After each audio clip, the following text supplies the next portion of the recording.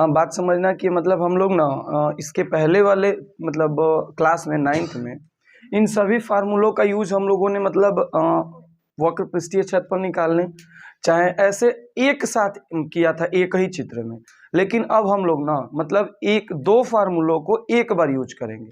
जैसे कैसे बता ही रहा था मैं कि मतलब एक अर्धगोला लेगा ऐसे और उस अर्धगोले के ऊपर एक शंकु ऐसे बैठा देगा। अब बोलेगा इस पूरे चित्र का वो पृष्ठीय क्षेत्रफल बताइए, यानी कि इसका पृष्ठीय क्षेत्रफल, इसका पृष्ठीय क्षेत्रफल। ऐसे करके अब हमारे क्वेश्चंस होने वाले हैं। देखो कैसे क्वेश्चन है। सबसे पहले एक नोट दिया हुआ है पहले क्वेश्चंस के पहले ही, जब तक अन्यथा ना कहा जाए पाई बराबर 22/7 लीजिए, यानी कि जब पाई का मान देगा तब रखेंगे और नहीं तो 22/7 रखेंगे। क्या है, दो घनों जिनमें से प्रत्येक का आयतन 64 सेंटीमीटर क्यूब है के संलग्न फलकों को मिलाकर एक ठोस बनाया जाता है।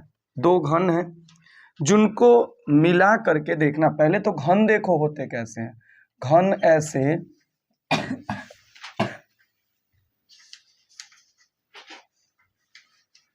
इस तरह से, मतलब कि जिसकी लंबाई चौड़ाई और ऊंचाई तीनों बराबर होती है वह घन होता है। ठीक है, तो दो घनों को मिलकर जिसका प्रत्येक का आयतन 24 सेंटीमीटर क्यूब है के संलग्न फलकों को मिलाकर, संलग्न फलक मतलब कि लंबाई को लंबाई से मिलाकर चाहे चौड़ाई को चौड़ाई से मिलाकर या ऊंचाई को ऊंचाई से मिलाकर एक ठोस बनाया जाता है।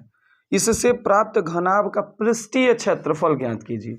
इससे जब बनाओगे तो एक और यहाँ मिलाओगे तो ये घनाभ बन जाएगा, क्योंकि इसकी लंबाई अलग हो जाएगी, चाहे चौड़ाई अलग हो जाएगी या चाहे ऊंचाई अलग हो जाएगी, तो फिर क्या हो जाएगा, इसका एक अलग बन जाएगा, घनाभ बन जाएगा। फिर घनाभ का पृष्ठीय क्षेत्रफल बताना है, समझ रहे हो ना। सबसे पहले लिखना घन का आयतन बराबर का आयतन 64 सेंटीमीटर क्यूब हो दिया हुआ है। घन का आयतन क्या होता है, एक क्यूब बराबर 64 सेंटीमीटर क्यूब हो जाएगा। जब देखो दोनों पक्षों का यदि हम लोग क्यूब रूट करेंगे तो क्या हो जाएगा, ये करड़ी में एक क्यूब बराबर करड़ी में 64 सेंटीमीटर क्यूब होगा ना।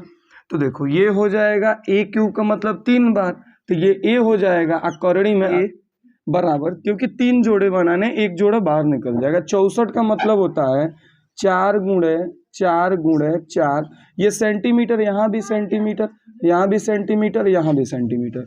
इसका मतलब हुआ ए गुणे ये क्यूब, इस क्यूब रूट में यहाँ क्यूब रूट, यहाँ क्यूब रूट, तो यहाँ ए निकलेगा और यहाँ 4 सेंटीमीटर निकलेगा। ए कितना आ गया, 4 सेंटीमीटर। यानी कि इसकी जो प्रत्येक भुजा जो है ना, चाहे लंबाई कह लो, चाहे चौड़ाई कह लो, चाहे ऊंचाई कह लो, 4 सेंटीमीटर का। अब हम क्या करते हैं, इसमें और क्या करना है कि आकृति इसमें जोड़ना है। देखो कैसे, मान लो यहाँ से हम लोगों ने यहाँ से, ठीक, और फिर यहाँ से भी और आकृतियां जोड़ दी हमने।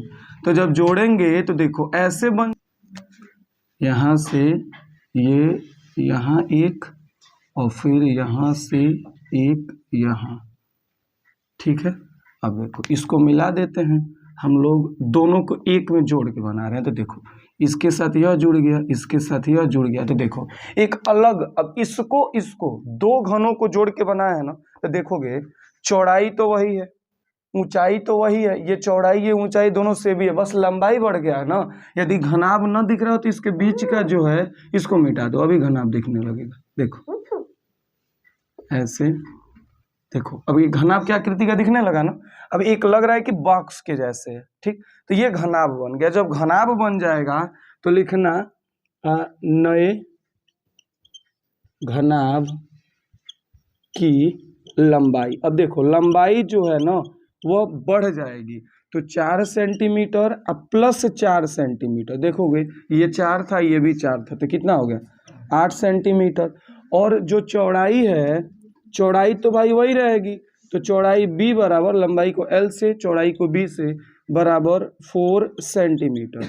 और जो ऊंचाई होगी वह क्या हो जाएगा, ऊंचाई को h से दिखाते हैं, वो भी 4 सेंटीमीटर। हमसे पूछा है जो नया घनाभ बना है उसका पृष्ठीय क्षेत्रफल ज्ञात कीजिए। तो घनाभ का पृष्ठीय क्षेत्रफल क्या होता है, अच्छा है, और संपूर्ण पृष्ठीय क्षेत्रफल लिखेंगे घनाभ का पृष्ठीय क्षेत्रफल। अब देखो वह होता क्या है, मतलब कि इसमें 2 ठो L इंटू बी होंगे, 2 ठो L इंटू एच होंगे और 2 ठो B इंटू एच होंगे। तो दोनों को कॉमन कर ले तीनों में से, तो क्या हो जाएगा L into B plus L into H plus B into H होंगे। देखो इसमें मान देखो तो हो जाएगा 2 इंटू एल के जगह पे 8, बी के जगह पे 4 प्लस 8 गुणे 4 प्लस 4 गुणे 4। अब देखो इसको ऐड करते हैं, पूरा सेंटीमीटर स्क्वायर में आएगा क्योंकि सेंटीमीटर गुणे सेंटीमीटर, सेंटीमीटर गुणे सेंटीमीटर, तो सेंटीमीटर स्क्वायर यहाँ कर देते हैं। क्या हो जाएगा 2 इंटू 4 बटे 32 प्लस ये 8 चौको 32 और प्लस 4 चौको 16। देखो तो 2 इंटू 32 32 64, 64 में 16 जोड़ेंगे तो 80 हो जाएगा, ये सेंटीमीटर स्क्वायर यूं का त्यों आता जाएगा। देखो तो 8 दूनी 16, 160 सेंटीमीटर स्क्वायर इसका वक्र पृष्ठ नहीं है, ये पृष्ठीय क्षेत्रफल है। मैं बताया भी हूँ पृष्ठीय क्षेत्रफल में ऊपर और नीचे को भी काउंट करते हैं, वक्र पृष्ठ हो या पार्श्व पृष्ठ हो तो ऊपर नीचे छोड़ देते हैं। बस दूसरा नंबर क्वेश्चन है, मस्त का क्वेश्चन है। मैं बोला था ना कि किसी के ऊपर किसी को रख देगा, अब बोल देगा ज्ञात कीजिए। अभी तो ये प्रश्नावली ठीक है, अभी आयतन भी बोलेगा निकालने के लिए। देखो कैसे, कोई बर्तन एक खोखले अर्धगोले के आकार का है, एक बर्तन है जो खोखला अर्धगोला है, एज लाइक तुम समझ सकते हो ये अर्धगोला ही है, बस इसका पार्ट्स जो है बराबर है, गोल होता तो अर्धगोला है, ठीक है। अर्धगोले के आकार का है जिसके ऊपर एक खोखला बेलन अध्यारोपित है और इसके ऊपर एक खोखला बेलन एज लाइक ऐसे, देख लो ये बेलन ही है, इसको इस पे अध्यारोपित कर दिया गया, देख रहे हो ना। यदि इसको ना दिखे इसको अच्छे से देख लो, ये खोखला अर्धगोला है, इसके ऊपर मैंने एक बेलन डाल दिया, ठीक है। थोड़ा सा इसको भी देख सकते हो, ये भी बेलन है, ये मोटा पतला है, कोई बात नहीं, ऐसे चेक कर सकते हो। लेकिन एक बात समझना, दोनों का आधार का जो त्रिज्या है ना वह सेम है, ये बात है। आगे देखो, अर्धगोले का व्यास 14 सेंटीमीटर है, जो अर्धगोला है उसका व्यास जो है 14 सेंटीमीटर है। जब व्यास 14 सेंटीमीटर है तो त्रिज्या कंफर्म बात है 7 सेंटीमीटर होगा, होगा ना, यहाँ से यहाँ तक ये त्रिज्या। तो ये अर्धगोले का यदि त्रिज्या 7 सेंटीमीटर, ये भी तो 7 सेंटीमीटर होगा, बोलो। जो ये हमारा खोखला बेलन है, अब सुनो इसके बाद क्या है, इस बर्तन की कुल ऊंचाई 13 सेंटीमीटर है, तो इस बर्तन का आंतरिक पृष्ठीय क्षेत्रफल ज्ञात कीजिए। अब इधर समझो, इसकी कुल ऊंचाई 13 सेंटीमीटर दी है, आंतरिक पृष्ठीय क्षेत्रफल यानी कि यदि मैं इसके ऊपर रख के और अंदर अंदर कौन सा भाग में छू सकता हूं यही बताना है, समझ रहे बात को। यानी कि आंतरिक पृष्ठीय क्षेत्रफल, अब समझना, अब ई मत दिमाग लगाना सर यहाँ तो पृष्ठीय क्षेत्रफल होना है यानी संपूर्ण पृष्ठीय क्षेत्रफल, तो इसका संपूर्ण पृष्ठीय क्षेत्रफल और इसका दोनों को जोड़ के काम कर देते हैं, नहीं ऐसा नहीं होगा। रीजन क्या है कि आंतरिक पृष्ठीय मतलब इसको नहीं ऐड करना है, ठीक है, इसको भी ऐड नहीं करना है, ये पूरा ये पृष्ठीय क्षेत्रफल बताना है जो हम लोग छू सकते हैं, बात समझ रहे हो ना। तो देखो करेंगे क्या, सबसे पहले इसके लिए कुछ गणित लगाना पड़ेगा, क्या लिखेंगे, अर्ध गोले का व्यास कितना दिया हुआ है 14 सेंटीमीटर ना, तो निकालेंगे अर्ध गोले की त्रिज्या r बराबर, तो 14 सेंटीमीटर बत्ता में 2 यानी कि 7 सेंटीमीटर, यहाँ तक ठीक है। अर्धगोले की त्रिज्या हम लोगों ने निकाल लिया, तो भाई बेलन का भी तो त्रिज्या वही ना होगा, तो क्या हो जाएगा, बेलन की त्रिज्या, क्या बेलन की त्रिज्या r बराबर, ये भी हो जाएगा 7 सेंटीमीटर। अब देखो कुल ऊंचाई हमको दी हुई है, कुल ऊंचाई कितना सेंटीमीटर, 13 सेंटीमीटर। दूसरा नंबर क्वेश्चन है, अब देखो लिखना, बर्तन की कुल ऊंचाई कितना है 13 सेंटीमीटर है। एक बात समझो, केवल हमें बेलन की ऊंचाई निकालनी हो तो यदि यह त्रिज्या 7 सेंटीमीटर का है, ये भी तो त्रिज्या ही ना है, ये भी 7 सेंटीमीटर का होगा। जब ये 7 का है, ये पूरा 13 का है, तो इतना लाने के लिए इतना हम लोग क्या करेंगे, 13 में से 7 घटा देंगे तो 6 सेंटीमीटर आ जाएगा। बात समझ रहे हो ना।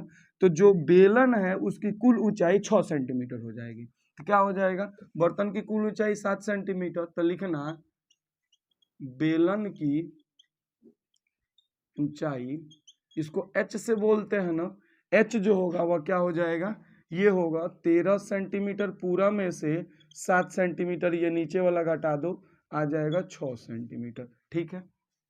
अब सुनो, अब हमें बर्तन का कुल पृष्ठीय क्षेत्रफल लाना है। तो पृष्ठीय क्षेत्रफल में क्या करेंगे, इसको ऐड करेंगे ना। तो देखो लिखेंगे, आंतरिक चाहिए, लिखेंगे बर्तन का कुल पृष्ठीय क्षेत्रफल। अब देखो कुल पृष्ठीय क्षेत्रफल क्या होगा, तो इधर समझो, पहले तो ये बेलन का पृष्ठीय, बेलन का लेना पड़ेगा। तो लिखेंगे बेलन का वक्र पृष्ठ प्लस, वक्र पृष्ठ क्यों लिए हैं, क्योंकि ये तो भाई पूरा यहां से लेके यहां तक, फंस गया रे, ये यहां से लेके यहां तक पूरा खाली है ना। ये जब खाली है तो इसको तो लेंगे नहीं, ये क्षेत्रफल क्यों जाए लेने, ये क्या है, ये भी तो खाली है ना। तो देखो बेलन का वक्र पृष्ठ प्लस अर्ध गोले का वक्र पृष्ठ, वक्र पृष्ठ। अब एक बात बताओ, बेलन का वक्र पृष्ठ क्या होता है, बेलन का जो वक्र पृष्ठ होता है, देखो एक के लिए 2 पाई आर, और उसके साथ h यूज करेंगे तो क्या हो जाएगा 2 पाई आर एच, प्लस अर्धगोले का वक्र पृष्ठ तो पाई आर स्क्वायर, इसमें 2 पाई आर स्क्वायर ना, क्योंकि पूरे गोले का 4 पाई आर स्क्वायर, अर्धगोले का 2 पाई आर स्क्वायर। तो ये देखो दोनों में 2 पाई कॉमन है और आर भी कॉमन है, कॉमन कर लो 2 पाई आर, बच क्या जाएगा h plus R, h plus R हो क्या जाएगा 2। अब देखो पाई का मान नहीं बोला है तो 22/7 ही रख लो, आर का मान 7 सेंटीमीटर, दोनों बराबर है। एच जो है वह कितना है 6, आर कितना है 7, तो हो क्या जाएगा 7 से 7 कट जाएगा, 22 दूनी 44, अब गुण है 7 और 6 हो जाएगा 13, तो 13 में इसका गुणा करा लो, 13 चौको 52 के 2 हाथ में है 5, 13 चौको 52 और 5 57, 572 सेंटीमीटर स्क्वायर इसका वक्र मतलब पृष्ठीय क्षेत्रफल हो जाएगा। बस यही नोट कर लो। सेम ही प्रकार का क्वेश्चन, अब अर्धगोले के ऊपर पहले बेलन फिट किया था, अब शंकु फिट कर दिया है। ठीक है, देखो क्वेश्चन क्या है कि एक खिलौने की त्रिज्या 3.5 सेंटीमीटर वाले एक शंकु के आकार का है। जो खिलौना है ये शंकु के आकार का है। ठीक है, और देखो शंकु जो उसी त्रिज्या वाले एक अर्धगोले पर अध्यारोपित है, जो सेम ही त्रिज्या वाले एक अर्धगोला पे रखा गया है, अध्यारोपित है का मतलब इस खिलौने की कुल ऊंचाई 15.5 सेंटीमीटर है। इस खिलौने का संपूर्ण पृष्ठीय क्षेत्रफल ज्ञात कीजिए। अब समझना बात को, संपूर्ण पृष्ठीय क्षेत्रफल मतलब ना कि हमको ये बाहर बाहर कहाँ कहाँ हम इसको छू सकते हैं यही ज्ञात करना है। देखो ये 3.5 सेंटीमीटर है, ये भी तो 3.5 सेंटीमीटर होगा ना, तो जब ये 3.5 सेंटीमीटर होगा और ये 15.5 सेंटीमीटर है, तो 15.5 में से 3.5 घटाएंगे तो इसकी कुल जो ऊंचाई है, ये शंकु की जो ऊंचाई है वह आ जाएगा 12 सेंटीमीटर, क्योंकि 12 3 15.5 15.5 हो जाएगा, तो इसकी कुल ऊंचाई आ गई 12 सेंटीमीटर। अब समझो बात, यहाँ से हम लोग हल स्टार्ट कर रहे हैं, इसमें कुछ विशेष तरह से निकालना पड़ेगा क्योंकि शंकु की तिर्यक ऊंचाई दी नहीं है। और जब पृष्ठीय क्षेत्रफल पूछा है तो शंकु का तो संपूर्ण पृष्ठ नहीं काम आ रहा है। ऐसा क्यों? क्योंकि इसका जो नीचे वाला वृत्त है उसको तो हम लोग ढक दे रहे हैं वृत्त से, तो वृत्त तो काम ही नहीं आएगा, तो काम आएगा इसका वक्र पृष्ठ। और नीचे भी देखो अर्धगोले का संपूर्ण पृष्ठ काम नहीं आएगा, अर्धगोले का भी वक्र पृष्ठ ही काम आएगा, क्योंकि जैसे इसको करके जब इस मैं ढक रहा हूं, इसका भी गोला ढक गया और इसका भी गोला ढक गया, दोनों ढक गया तो उसको तो लेंगे नहीं, तो इसका वक्र पृष्ठ और इसका वक्र पृष्ठ, दोनों के वक्र पृष्ठ को जोड़ देंगे तो इस खिलौने का जो पृष्ठीय क्षेत्रफल है वह आ जाएगा। समझ रहे हो, इसीलिए मैं बोला था यूज होगा उसका भी। तो हल स्टार्ट करेंगे, लिखेंगे अर्ध गोले की त्रिज्या। अब देखो अर्धगोले की जो त्रिज्या है वह कितना है, आर से दिखाएं तो 3.5 है। जब अर्धगोले की त्रिज्या इतना है तो शंकु की भी तो त्रिज्या वही होगी ना, तो शंकु की त्रिज्या आर बराबर 3.5 सेंटीमीटर, ये भी सेंटीमीटर में, कोई दिक्कत नहीं है ना। अब देखो जब अर्धगोला इसकी शंकु की त्रिज्या निकाल लिए दोनों की, अब इसकी देखो ऊंचाई, तो लिखेंगे खिलौने की कुल ऊंचाई, कुल ऊंचाई। एक बात बताओ कितना है, 15.5 सेंटीमीटर। तो शंकु की ऊंचाई कितनी होगी, लिखेंगे शंकु की ऊंचाई h बराबर, देखो 15.5 सेंटीमीटर खिलौना है और उसमें से जो ये हमारा अर्धगोला है वह 3.5 सेंटीमीटर है, घटा देंगे तो आ जाएगा 12 सेंटीमीटर। ठीक है, अब समझना बात को, हमको चाहिए कि पूरे खिलौने का वक्र मतलब पृष्ठीय क्षेत्रफल, पूरे खिलौने में इस शंकु का वक्र पृष्ठ चाहिए, और शंकु का वक्र पृष्ठ क्या होता है, पाई आर एल ना। अब एल के लिए हमको एल निकालना पड़ेगा क्योंकि एच पता है, एल नहीं पता है। तो देखो लिखेंगे क्या, लिखेंगे कि इसको नाम देना पड़ेगा। अब इस त्रिभुज में, त्रिभुज ए, इसको बी, इसको सी, अब ये समकोण त्रिभुज बन रहा है, लिखेंगे त्रिभुज ए बी सी में कोण बी बराबर 90 अंश होगा ना।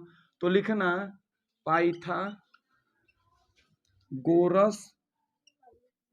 प्रमेय से, देखो जो कर्ण का वर्ग होता है वह बराबर होता है किसके, अब देखो इसको r से दिखाते हैं, इसको h से दिखाते हैं, इसको l से दिखाते हैं, तो कर्ण का जो वर्ग होता है वह बराबर होता है लंब के वर्ग प्लस आधार के वर्ग के। देखो कर्ण के वर्ग को हम लोग AC से, लंब के वर्ग को AB से, और जो हमारा बचा है आधार का वर्ग उसको BC से दिखाते हैं ना, दिखा रहे हैं।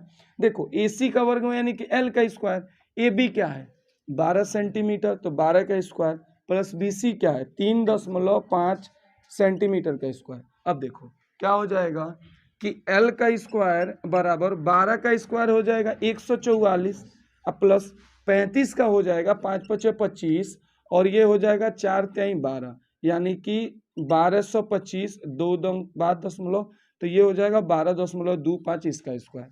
यदि इसको जोड़ें तो L स्क्वायर बराबर हो जाएगा, देखो 2 5 को 2 5 ही रहने देते हैं, ये 4 और 2 6 और 4 1 5, ये 156.25 L स्क्वायर हो गया।